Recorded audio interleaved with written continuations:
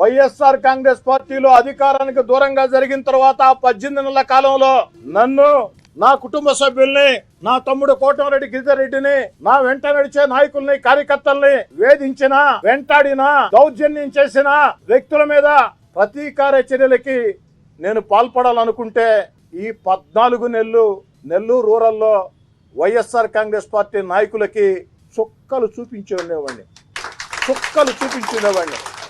కానీ ఎక్కడ చేయలే. ఎందుకు చేయలేదంటే వైసీపీ నాయకులారా పండగ చేసుకోండి. చంద్రబాబు నాయుడు గారు మా చేతులు కట్టి బట్టి లోకేష్ బాబు గారు అంగీకరించారు కాబట్టి, ప్రతీకార చర్యలకి పాల్పడితే సహించరు కాబట్టి ఎమ్మెల్యేలైనా, ఎంపీలైనా, మంత్రులైనా చంద్రబాబు నాయుడు గారి దగ్గర గీత దాటకూడదు.